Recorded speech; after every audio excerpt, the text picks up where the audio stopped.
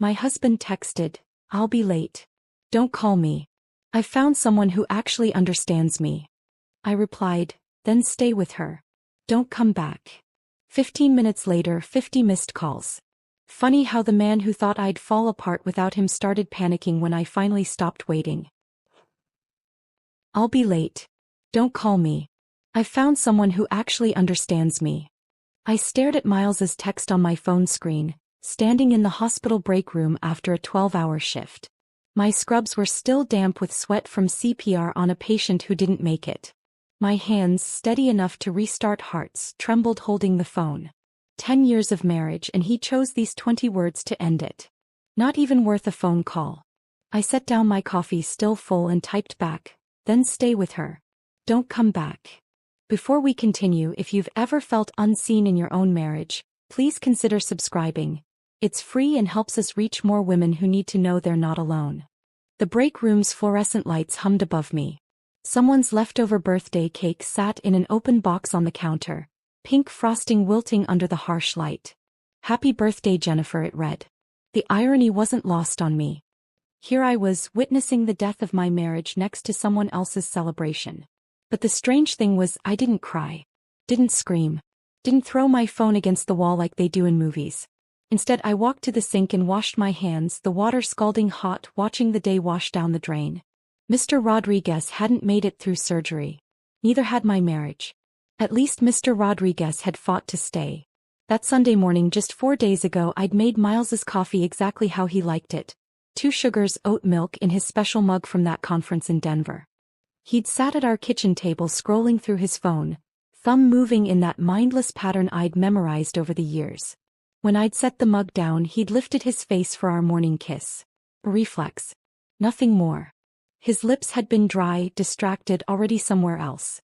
"Emergency client meeting," he'd said, not looking up from the screen. "Might run late." I'd wanted to ask which client had emergencies on Sundays. Instead, I just nodded and watched him leave, his wedding ring sitting on the counter where he'd forgotten it. "Third time that week. It interferes with typing," he'd explained once, showing me the tiny indentation on his finger as proof of his dedication to work. Caroline, my charge nurse, poked her head into the break room. "You okay? You've been in here 20 minutes. 20 minutes. I'd been standing at this sink for 20 minutes, reading and rereading those 20 words. Perfect symmetry. "I'm fine," I said, drying my hands on the rough paper towels that left my skin raw. "Just needed a moment." She studied my face with that nurse's intuition we all developed, the ability to spot pain that patients tried to hide. "Take your time. We're covered out there." The truth was, I'd seen this coming for months, maybe longer. It started with small things. He'd stopped asking about my day. Stopped noticing when I'd worked doubles. Started mentioning Julia from his consulting firm in that casual way people do when they're trying not to sound interested. Julia had this brilliant idea about the Peterson account. Julia stayed late to help with the presentation. Julia really understands the vision. Julia. Even her name sounded like someone who had time for yoga classes and wine tastings, not someone who came home with other people's blood under her fingernails. 6 months ago, when Miles got promoted to senior partner, we'd gone to that expensive steakhouse downtown to celebrate. I'd worn the black dress he'd bought me for our anniversary, the one that made me feel like someone other than an exhausted nurse. But he'd spent the entire dinner texting, his face illuminated by his phone screen, smiling at messages I couldn't see. "Who's that?" I'd asked, trying to sound casual. "Julia. She's congratulating me. She really gets how hard I've worked for this." He gets it. He understands. The words had lodged in my chest like shrapnel. When had I stopped understanding him? Or had he just stopped letting me? I pulled my phone out again, scrolling up through our text history. Mundane exchanges about grocery lists and bill payments. His messages getting shorter over time. Mine trying harder. The last real conversation we'd had over text was 3 weeks ago when I'd sent him a photo from our trip to the coast 5 years ago. "Remember this?" I'd written. He'd responded with a thumbs up emoji. A thumbs up for 5 years of memories. Our friends thought we had the perfect marriage. My mother still called us her favorite couple, which was cruel considering I was her only child. Last month at book club, Susan had actually said, "You're so lucky Miles is so devoted. Dave hasn't planned a date night in years." I'd smiled and sipped my wine, not mentioning that Miles hadn't planned anything either. That our last date night had been me eating takeout alone while he worked late. That I'd started volunteering for overnight shifts just to avoid the echoing silence of our apartment. The break room door opened again. This time it was Angela from pediatrics, grabbing her lunch from the fridge. "Rough night?" she asked, noticing my face. "Mr. Rodriguez didn't make it," I said, which was true but not the whole truth. She squeezed my shoulder. "I'm sorry. It never gets easier." "Oh, it doesn't. Death never gets easier. Not the sudden ones that shock you and not the slow ones you see coming from miles away. Not in the cardiac unit and not in marriages that flatline while you're still trying to resurrect them." I looked at my phone one more time. No follow-up text. No, I didn't mean it. No, let's talk. Just those 20 words hanging between us like a diagnosis nobody wanted to hear. Terminal. Inoperable. Nothing more we can do. The coffee I'd abandoned had gone cold, a film forming on its surface. I poured it down the sink and watched it spiral away. 10 years. 3,650 days, give or take. And it ended with a text sent while I was trying to save someone else's life. I walked back onto the floor, my white sneakers squeaking against the linoleum, the familiar rhythm of the cardiac unit welcoming me back. Monitors beeping. Ventilators whooshing. Hearts fighting to keep beating. Mine had already stopped. I just hadn't realized it until tonight. The rest of my shift blurred into controlled chaos. Mrs. Chin in room 302 coded at 11:30. Her family had been fighting us all day about her DNR status, insisting their mother would want everything done, despite the paperwork saying otherwise. I performed compressions on her fragile chest, feeling ribs crack under my palms while her daughter screamed at me to try harder. We got her back after 18 minutes. She lasted another hour before coding again. The second time her son grabbed my arm. "You're not trying hard enough. You gave up on her." I wanted to tell him that sometimes trying harder meant knowing when to stop. That his mother's heart was tired. That she was ready even if he wasn't.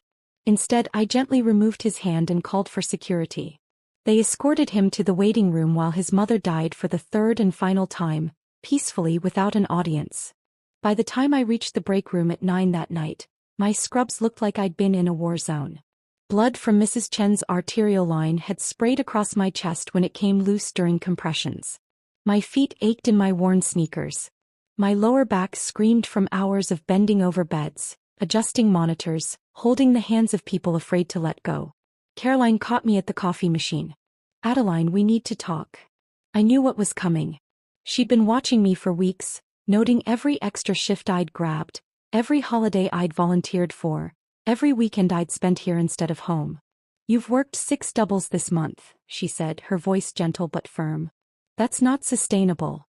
"I'm fine. I need the money. We're saving for..." I stopped. What were we saving for?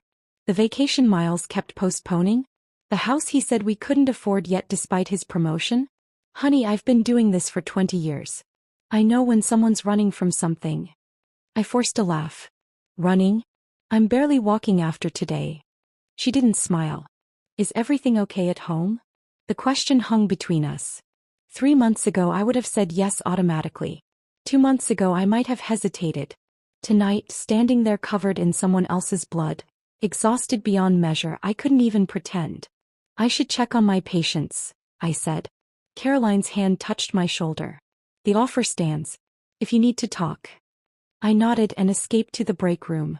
The space was empty, just me and the vending machine's eternal hum. I collapsed into a plastic chair and pulled out my phone to text Miles that I'd be late. That's when I saw his message sent 3 minutes ago. "I'll be late. Don't call me. I've found someone who actually understands me." The words didn't register at first. I read them the way you'd read medication dosages or lab results. Clinically. Detached. Then my brain caught up and each word detonated in sequence. Found. Someone. Who. Actually. Understands. Me. The vending machine's hum grew louder, or maybe that was the blood rushing in my ears. The fluorescent light above me flickered, casting shadows that danced across the grimy floor. Someone had left a medical journal on the table, open to an article about cardiac arrhythmias. The irony of reading about irregular heartbeats while mine forgot how to function normally. My hands weren't shaking when I typed my response. That surprised me. These hands that had trembled trying to save Mrs. Chen, that shook when her son accused me of not caring enough, were absolutely steady as I wrote. Then stay with her. Don't come back.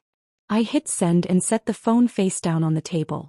The vending machine continued its mechanical breathing.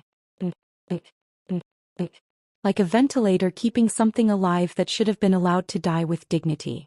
I stood up and walked to the bathroom where I caught my reflection in the harsh mirror. Blood on my scrubs. Bags under my eyes. Hair escaping from the ponytail I'd tied at 6 this morning. But my face was calm. Resolved. Like I'd just made a critical medical decision that everyone else was too emotional to make. Back in the break room, I turned off my phone completely and shoved it in my locker. Then I walked back onto the floor. Everything okay? Angela asked, passing me in the hallway. Perfect, I said and meant it. The next 3 hours should have dragged. Should have been torture. Instead they flew by with crystalline clarity. I updated charts with unprecedented focus. Administered medications with zen-like precision. When Mr. Patterson in 308 complained about his pain management, I adjusted his dosage without the usual internal debate about drug-seeking behavior. When the new nurse fumbled with an 4 insertion, I guided her hands with patience I didn't know I possessed. At midnight, Caroline found me reorganizing the supply closet. What are you doing? Inventory. The morning shift always complains they can't find anything. She leaned against the doorframe. You've been different tonight, plumber. Which terrifies me more than if you were falling apart. I lined up boxes of gauze with military precision. Maybe I finally figured something out. Want to share with the class? I turned to face her. You know what the hardest part of this job is? It's not the death.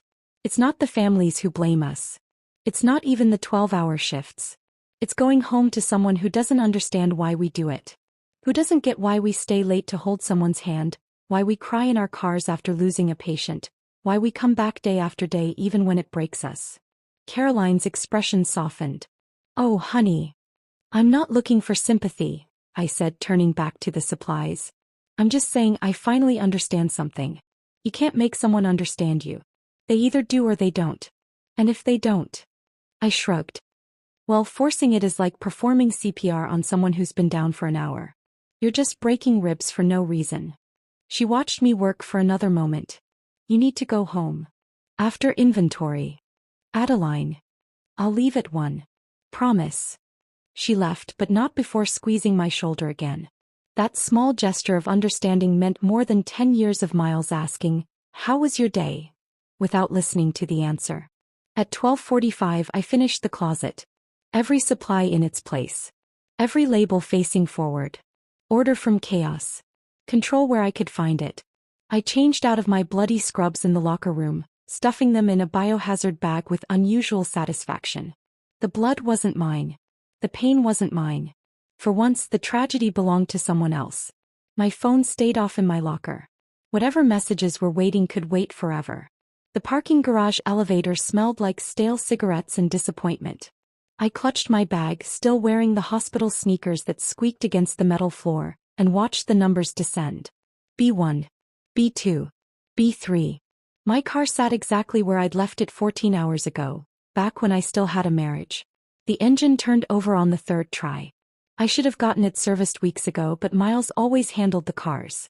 Another thing I'd need to figure out on my own. The thought should have scared me. Instead, I felt oddly excited, like I'd been handed a permission slip to become someone new. Portland at midnight looked different when you were driving toward freedom instead of home. The streets glistened from earlier rain, neon signs reflected in puddles like watercolors bleeding together. I passed the coffee shop where Miles and I had our first date, the bookstore where we'd spent Sunday afternoons before Sunday became his permanent workday, the bar where we'd celebrated our last anniversary. 6 months ago. He'd left early to handle a crisis. Of course. The 24-hour Safeway appeared like an oasis. I parked crooked across 2 spaces because I could. Because there was no one to comment on my driving. Because small rebellions felt necessary tonight.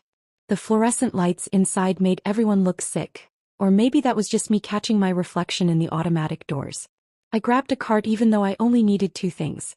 The expensive Pinot Noir we'd been saving for a special occasion sat on the top shelf, dusty and patient. $48 for a bottle of wine seemed insane 6 hours ago. Now it felt like a bargain for celebrating my independence. The ice cream aisle stretched before me like a frozen promise. Miles hated mint chocolate chip. Called it toothpaste flavored. I grabbed 2 pints. Then the coffee ice cream he said was too bitter. The strawberry cheesecake he deemed too sweet. My cart became a monument to everything I'd given up for the sake of compromise. The checker, a kid with gauged ears and tired eyes, scanned my items without comment. "Long night?" he asked. "The best kind," I said, surprising us both. The drive to our apartment. My apartment, I corrected mentally, took 12 minutes. I counted everyone, aware that this was the last time I'd make this journey as a married woman pretending everything was fine. Tomorrow I'd drive it as someone else. Someone who bought mint chocolate chip ice cream at midnight and didn't apologize. Our building's parking garage was empty except for the usual suspects. Mr. Kim's ancient Honda. The red Tesla belonging to the tech couple on the 4th floor. Miles's spot sat vacant, his absence so routine it had stopped registering months ago. I took the stairs instead of the elevator, needing to feel my body move, to prove I was still capable of forward motion. 4th floor. My keys felt heavier than usual, weighted with the knowledge that I was about to enter a space that was mine to reshape. The apartment was dark, exactly as I'd left it this morning. No lights left on for my return. No note on the counter. No evidence that anyone had been waiting or worried. The silence felt different though. Before it had been oppressive, full of everything unsaid. Now it felt expectant, like the pause before a song begins. I flipped on every light switch, flooding the space with brightness Miles would have called wasteful. The living room came alive and suddenly I saw everything clearly. The gray couch I'd picked while he was at a conference. The abstract painting he'd said looked like someone sneezed paint, but I'd bought anyway, hanging it when he was traveling. The bookshelf full of my medical journals and his unread business books. Our interests segregated like divorced parents' weekends. My phone sat silent in my bag. I knew I should turn it on. Face whatever avalanche of messages waited. Instead, I opened the wine first, not bothering with the special aerator Miles had insisted we needed. It tasted like rebellion and relief. I walked through each room, wine glass in hand, seeing our life together for what it really was. The guest room he turned into an office where he spent most evenings. The bathroom with his expensive cologne collection and my drugstore shampoo. The bedroom with the California king bed that had felt crowded even when he was traveling. Finally, standing on our small balcony overlooking the city, I pulled out my phone. My finger hesitated over the power button. Once I turned it on, this became real. The text, my response, the ending, all of it would be waiting there in digital permanence. I pressed the button. The screen came alive at exactly 10:47 p.m. For 3 seconds nothing happened. Then the avalanche began. Missed call from Miles. Missed call from Miles. Missed call from Miles. The notifications stacked so fast I couldn't read them individually. My phone vibrated continuously like it was having a seizure. 53 missed calls. 28 text messages. 6 voicemails. All from him. I scrolled through the texts, each one a stage of grief in real time. That came out wrong. I didn't mean it like that. Adeline, please call me. This is ridiculous. You're overreacting. We need to talk about this. Where are you? I know you're seeing this. This is insane. You can't just end our marriage over a text. Answer your phone. Please. I'm sorry. It's not what you think. Julia means nothing. I'm coming home. Where are you? This isn't like you. You're scaring me. Adeline, please. I love you. I read that last one aloud to the Portland skyline. I love you. 3 words that would have meant everything this morning. Now they felt like counterfeit bills, worthless and insulting. Between Miles's desperate messages, I found 3 from Sophie. Miles just called me. Are you okay? Adeline, what's happening? He sounds frantic. Call me. No judgment. Just worried. I typed back. Better than okay. He chose to stay late with someone who understands him. I just made it permanent. Open that Malbec you've been saving. We're celebrating tomorrow. Her response was immediate. Holy. Yes. Wine, tissues, and bail money ready if needed. I laughed, actually laughed, standing alone on my balcony at nearly 11 at night. The city spread below me, thousands of lights and thousands of windows, each one a life being lived. How many of them were in marriages like mine? How many were standing on balconies, reading desperate texts from spouses who'd only discovered they cared when it was too late? My phone rang. Miles again. I watched his contact photo fill the screen. Us at the coast, both squinting into the sun, his arm around me like he actually wanted it there. I let it ring through to voicemail, then deleted it without listening. The wine tasted better with each sip. The city lights blurred slightly, whether from tears or alcohol I couldn't tell. Didn't care. I raised my glass to Portland, to the strangers in their lit windows, to the girl with gauged ears at Safeway, to Caroline who'd known something was wrong, to Mrs. Chin who'd fought until she couldn't, to Sophie who had bail money ready. To understanding ourselves, I said to no one, to everyone. Since that's all we can really control. My phone lit up again. Another call from Miles. Number 54. I turned it face down on the balcony table and went inside to eat mint chocolate chip ice cream straight from the pint, finally understanding what freedom tasted like. The mint chocolate chip ice cream had melted into soup by the time I finally went to bed. I left the pint on the coffee table, a small rebellion against Miles's rules about food in the living room. At 6 a.m., my alarm didn't go off because I'd never fallen asleep. Instead of exhaustion, I felt wired, electric, like my body had discovered a new energy source powered by pure determination. I called the hospital at 7, listening to the phone ring while making coffee in the French press Miles never used because it was too much work. Cardiac unit, this is Angela. It's Adeline. I need to call in sick today. Pause. I never called in sick. 3 years without a single absence, through flu seasons and food poisoning and the time I threw out my back moving Miles's exercise equipment he never used. Are you okay? You seemed different last night. I'm perfect. Just have some personal matters to handle. Oh. Another pause. Caroline mentioned you might need some time. Take care of yourself, okay? I hung up and dialed the bank next. While waiting on hold, I slipped my wedding ring off my left hand and moved it to my right. The indentation it left behind looked like a scar that would fade with time. Washington Federal, this is Cheryl. How can I help you today? I need to separate a joint account. Cheryl's voice shifted to that careful tone people use for delicate situations. I can help you with that. Will both account holders be present? No. Just me. 20 minutes later, I walked into the branch downtown. Cheryl turned out to be a woman in her 60s with kind eyes and perfectly manicured nails. She didn't comment on my wrinkled clothes from yesterday or the fact that I was separating finances at 9 in the morning on a Thursday. How would you like to divide the funds? She asked, fingers poised over her keyboard. Exactly half. I'm not trying to be vindictive. She nodded and started typing. The numbers on her screen made me realize how much we'd saved while never spending money on anything that brought joy. No vacations because Miles was always too busy. No concerts because he found live music chaotic. No nice dinners because he preferred to network at work events I wasn't invited to. Will you be needing new checks? Everything new, I said. New account, new cards, new everything. He smiled then just slightly. Fresh start. The freshest. By 10:30 I was back at the apartment with a new bank account, temporary checks with only my name, and the phone number for Tommy the locksmith that Cheryl had discreetly written on a post-it note.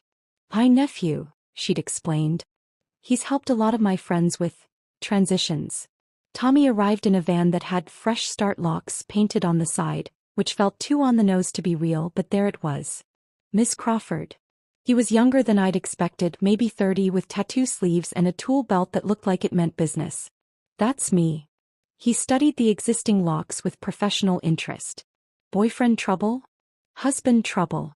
Soon-to-be ex-husband trouble. Ah. He started unpacking his tools. You'd be surprised how many calls I get on Thursdays.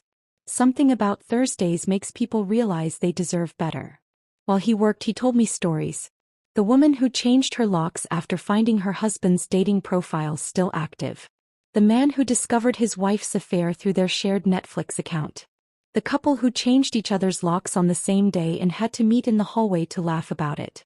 You seem pretty calm about all this, he observed, installing the third deadbolt. I work in cardiac. Once you've restarted someone's heart with your bare hands, changing locks doesn't seem that dramatic. Fair point. He tested the new key, the lock clicking with satisfying finality. You want all the copies? Every single one. He handed me 4 keys on a ring. These locks are pick-proof, bump-proof and X-proof. That last one's not technically an industry term, but it should be. After Tommy left, I stood in the middle of the apartment with my new keys, surveying what needed to be done. Miles's presence was everywhere but also nowhere. His things were here, but when had he last been present? I started with his office. Investment magazines he subscribed to but never read. Awards from his company that all looked the same. The standing desk he'd insisted on buying then never used, preferring to work from bed or the couch. Each item went into boxes I'd gotten from the liquor store, their previous contents more honest about their purpose than anything of Miles's. His watches came next. 6 of them, each more expensive than the last, each worn maybe twice. The Rolex his father gave him that he said was too formal. The smartwatch that was too casual. The vintage Omega he bought to celebrate his promotion, worn once to show it off then abandoned. In the bedroom his suits hung like expensive ghosts. I folded each one properly, the way they taught us to handle patient belongings. With respect for what they were, not what they meant. His ties, color-coordinated and barely touched. His shoes, polished and lined up like soldiers who'd never seen battle. The bathroom took the longest. His skincare routine that cost more than my monthly student loan payment. Cologne bottles arranged by season, though he always wore the same one. The electric toothbrush he'd upgraded 3 times in 2 years, always seeking the perfect clean for his perfect smile. I found things I'd forgotten existed. The anniversary card I'd given him last year, still in its envelope, unopened. A photo from our honeymoon shoved behind his hair products. The watch I'd saved for months to buy him for his 30th birthday, still in its box with the tags on. By 2 o'clock, 11 boxes stood by the door like cardboard testimony to a marriage that had been over long before last night. I'd just been the only one still trying to resuscitate it. My phone rang. The doorman's extension. Miss Crawford. Marcus's voice was professionally neutral, but I heard the question in it. Mr. Bennett is here. His key fob seems to be malfunctioning. I could hear Miles in the background, his voice sharp with frustration. It's not malfunctioning, something's wrong with the system. The system is working perfectly, I told Marcus. His access has been revoked.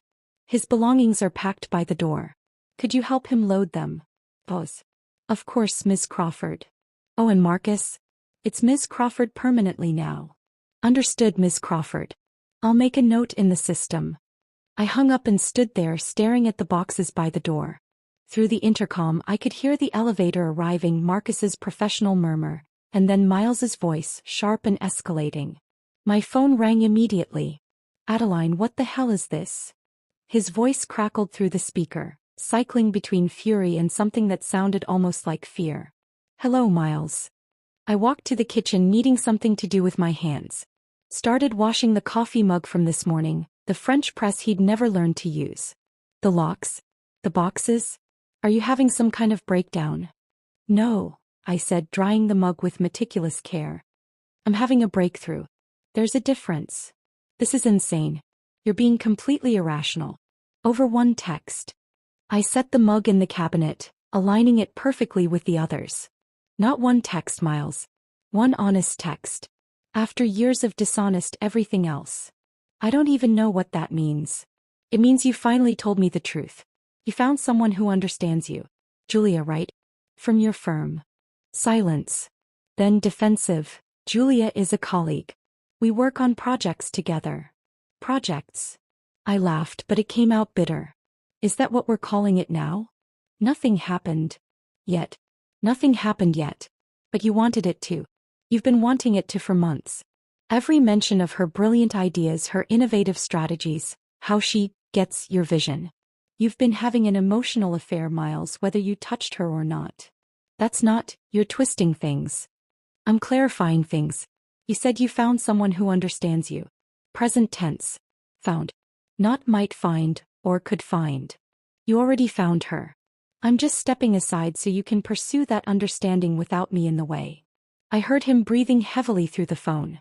In the background, Marcus was loading boxes into the elevator, each thud another piece of our marriage being removed. Where am I supposed to go? His voice had gotten smaller, the anger deflating into something else. To Julius? Your brothers? That extended stay hotel you used for all those client emergencies? I don't know, Miles. But it's not my problem to solve anymore. You're my wife. I was your wife. Now I'm the woman respecting your need to be understood by someone else. He hung up. 20 seconds later he called back. We need to talk about this in person. No, we don't. You can't just end 10 years over. You ended it, Miles. I'm just handling the logistics. This time when he hung up he didn't call back immediately. I stood in my quiet kitchen, afternoon light streaming through windows he'd wanted to cover with blackout curtains. The peace felt surreal, like the calm after a tornado when you're checking if you still have all your limbs. At midnight my phone buzzed. Not Miles this time. An unknown number with a wall of text. Hi Adeline, this is Julia from Miles's firm. I want you to know that nothing physical has happened between us. We've had some deep conversations about work and life, but I would never cross that line with a married man. There's been an emotional connection, yes, and maybe some feelings developed that shouldn't have, but I swear we haven't acted on anything. Miles is devoted to you. He talks about you all the time. These late nights have just been about the Morrison project, mostly. Sometimes we talked about other things. Personal things.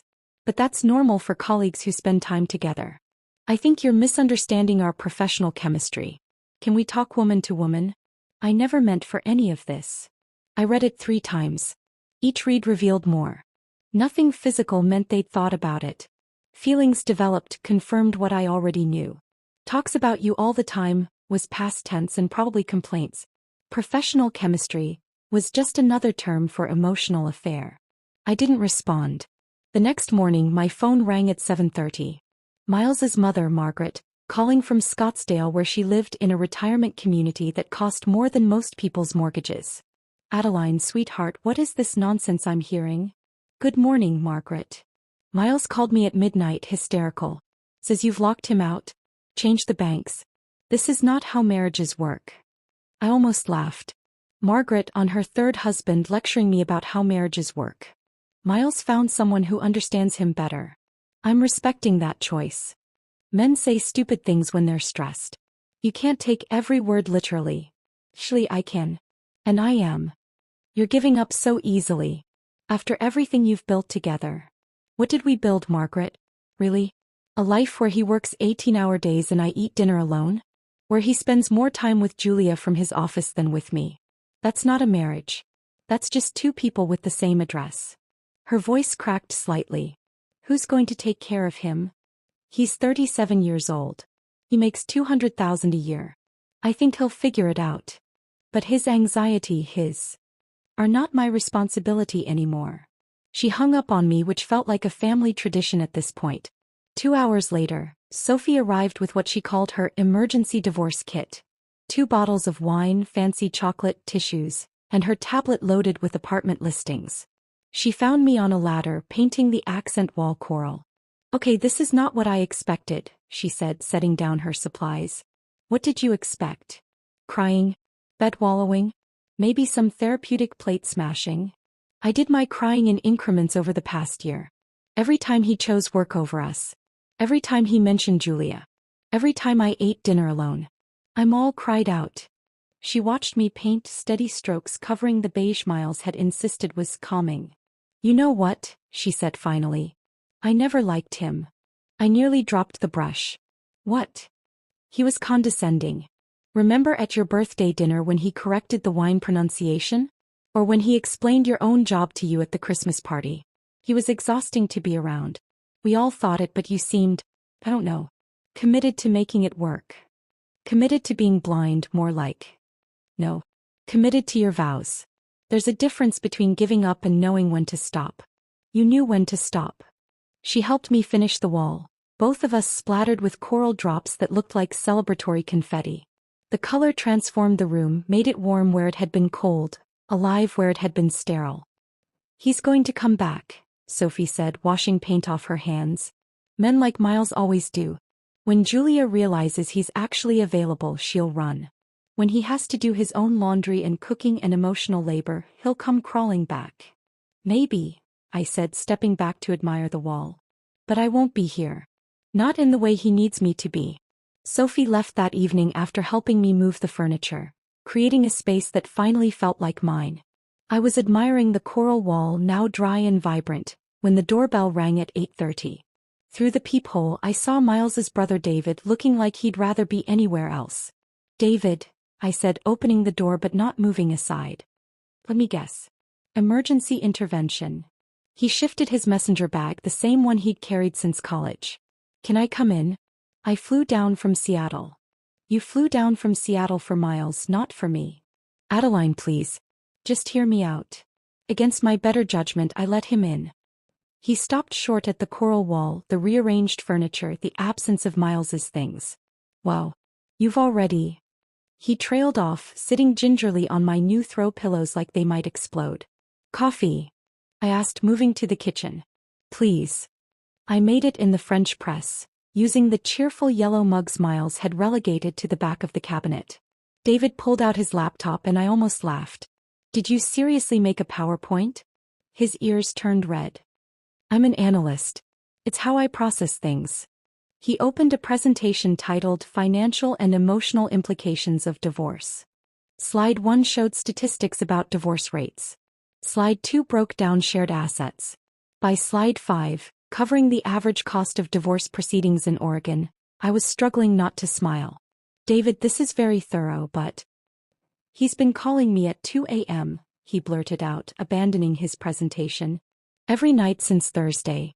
Crying. Miles doesn't cry. Not when Dad died. Not when the first startup failed. But now he's sobbing on my voicemail at 2 a.m. about proper pronunciation of espresso machine brands.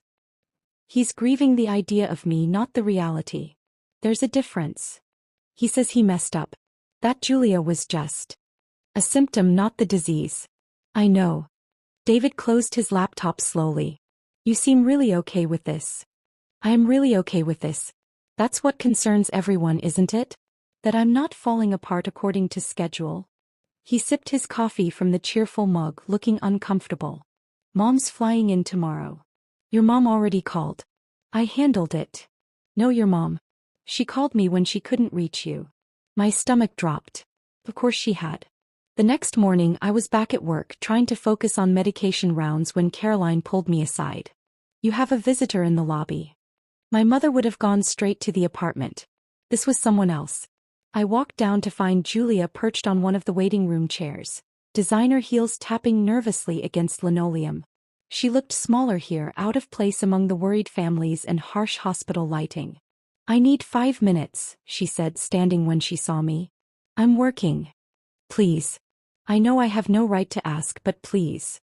I led her to the cafeteria, bought myself a coffee I didn't want, just to have something to do with my hands. She sat across from me, her practiced speech visible in the way she straightened her shoulders. "I'm not that kind of woman," she began. "What kind is that?" "The kind who breaks up marriages." "You didn't break up anything that wasn't already broken." Her composure cracked slightly. "Nothing physical happened. You said that in your text. But emotional things did happen. Conversations. Connection." She twisted her rings, designer bands that probably cost more than my monthly salary. "I thought he was unhappy. He seemed so lost." "He was lost. In his own ego. In his need to be admired. You provided that." "I didn't mean..." "Julia, what did you think would happen? Really? That you'd have deep emotional conversations forever without consequence? That I'd just keep existing in the background while you two connected over revolutionary business strategies?" She flinched. "He said you were growing apart." "We were. Because he was growing toward you. I told him to work on his marriage. Multiple times. Before or after the late-night conversations about your shared vision?" She stood abruptly. "I wanted you to know I'm transferring to the Chicago office." "Running away? Starting fresh? Like you are?" She paused at the cafeteria entrance. "Can I ask you something? Would you take him back?" "No. Even if he changed?" "He'd be changing for the wrong reasons. To get me back, not to be better. There's a difference." She left, her heels clicking down the hallway like a countdown timer. I finished my unwanted coffee and went back to my patients, people whose hearts actually wanted to be saved. That afternoon my phone rang with an unknown number. Mrs. Bennett? This is Dr. Patricia Reeves. Your husband booked an emergency couples counseling session for tomorrow at 2. We're not a couple anymore, Dr. Reeves. Oh. Pause. He seemed quite urgent about it. He mentioned you were having a temporary disagreement. It's not temporary. We're getting divorced. I see. Her professional composure slipped slightly. May I be candid? He sounded quite dysregulated when he called. Perhaps individual therapy would be more beneficial. That's an excellent suggestion. You should tell him that. I will. Ms. Crawford. Miss Crawford, you sound remarkably centered. Are you seeing someone for support? Yes. Myself. For the first time in years. I'd just gotten home when my mother's car pulled up outside. I watched from the window as she unloaded 2 casserole dishes and a judgment face I could see from 4 floors up. She let herself in with her spare key, stopping short at the coral wall. Adeline Marie Crawford, what have you done? Redecorated. She set down the casseroles and began her inspection, pointing at empty spaces. Where's the espresso machine? Miles took it. The smart TV? Also Miles. The sound system? I pulled out my phone, showing her our bank statements from the last 3 years. 87% of our joint purchases were paid for by me. He contributed 13%, mostly to things with his name on them or that impressed his colleagues. She studied the numbers, her finger following the transactions. You paid for your own anniversary presents? Usually. He'd forget, then reimburse me later. Sometimes. She sat down heavily on my rearranged couch. Eugene is a 3-hour drive. You couldn't have called me yourself. To say what? That I finally stood up for myself? That I'm done pretending everything's fine? To say you needed your mother. But I didn't. That's what everyone can't seem to grasp. I don't need saving or intervention or casseroles. I need people to trust that I know what I'm doing.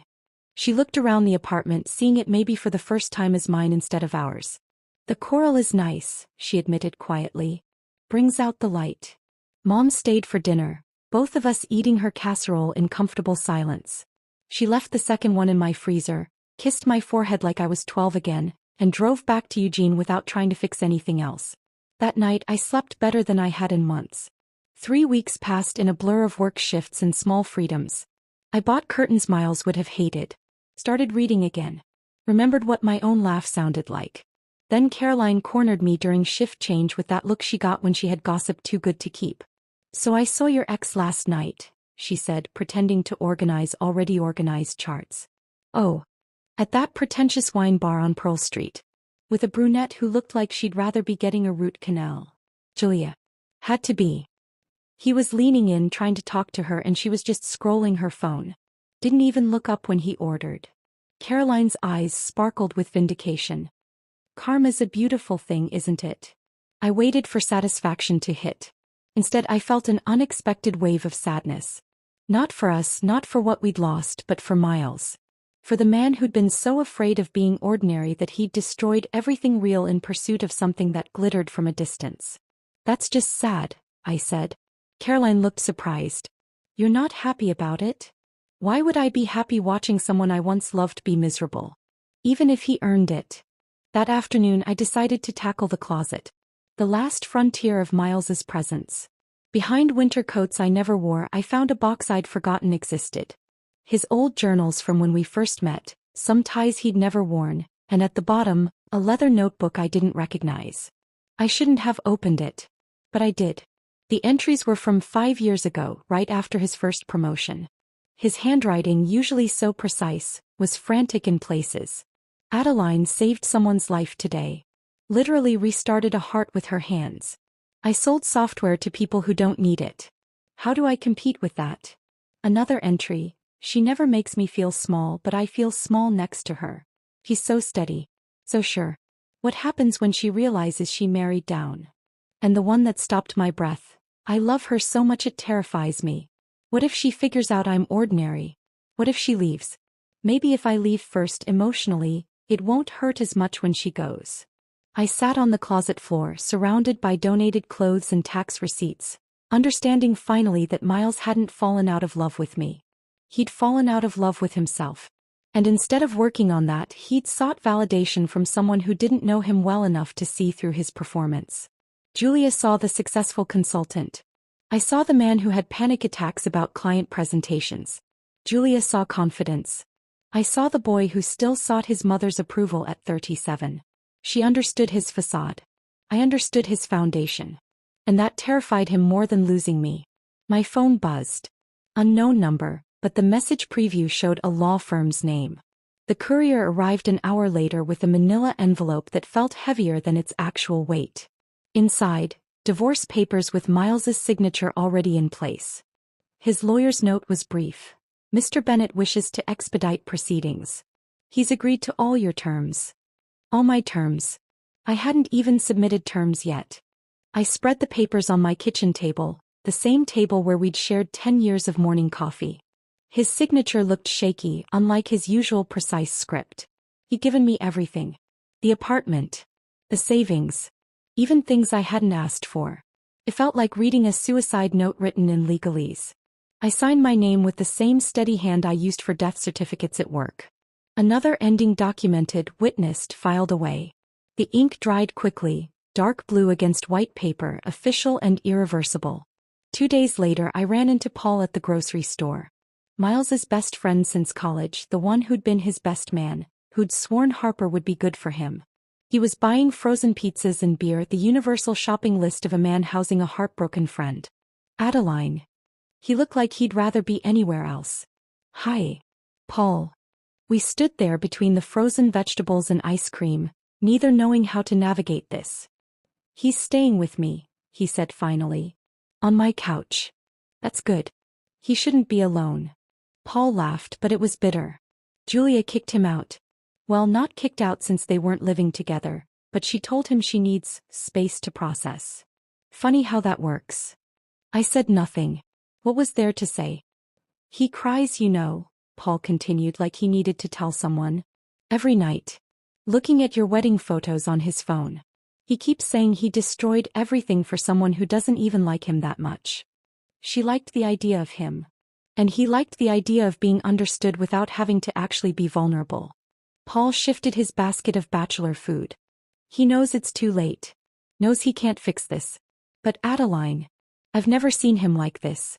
It's like he finally woke up and realized what he had. Sometimes people need to lose something to understand its value. That's cold. No, I said, selecting the good ice cream, the kind Miles always said was too expensive. That's honest. And honesty is what was missing all along. Paul studied me for a moment. You look good. Happy. I'm getting there. He won't bother you. I made him promise. But he wanted me to tell you if I saw you that he's sorry. Really sorry. Not expecting anything sorry, just sorry.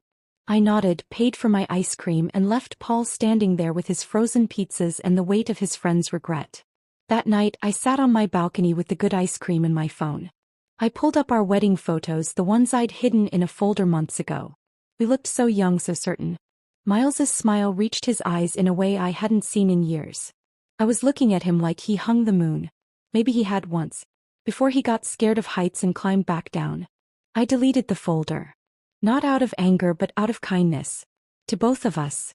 Some things needed to stay buried for new things to grow. The empty photo folder stared back at me from my phone screen. Where 10 years of memories had lived, now just blank space. I closed the app and set the phone aside, finishing my ice cream as Portland's lights twinkled below like promises I was finally ready to make to myself. 6 months later I stood on a different rooftop, champagne flute in hand, the same city spread beneath me but everything else transformed. Sophie and Caroline had insisted on celebrating my promotion to head of cardiac unit at the exact spot where Miles had proposed 11 years ago. The irony wasn't lost on any of us. To Adeline, Sophie raised her glass, who saved her own heart with the same precision she saves everyone else's. To not needing anyone to understand us, Caroline added, her voice carrying the weight of her own divorce 3 years prior. To choosing ourselves, I said, and we clinked glasses as the sun set over the city. The rooftop bar had been renovated since Miles's proposal. New furniture, new lighting, even a new name. But the view remained the same. Mount Hood in the distance, the river cutting through downtown, the bridges lit up like jewelry. I remembered standing in this exact spot 23 years old, saying yes to a man who promised me forever. Now at 34 I was saying yes to myself. You know what the best part is? Caroline said after her second glass. You look 10 years younger. I'm not even exaggerating. It's like you shed a whole decade of exhaustion with those divorce papers. She wasn't wrong. My face had changed. The permanent furrow between my eyebrows had smoothed. The tight line of my mouth had softened. I'd started wearing lipstick again, the bright coral that matched my accent wall. Marcus mentioned the same thing, I said, thinking of the doorman who'd helped me move the previous week. I'd found a one-bedroom apartment 6 blocks from the hospital. Smaller than the place I'd shared with Miles, but flooded with light. I'd painted one wall sage green, another dusty rose. Plants crowded every windowsill, pothos and snake plants, and a massive monstera that was already outgrowing its corner.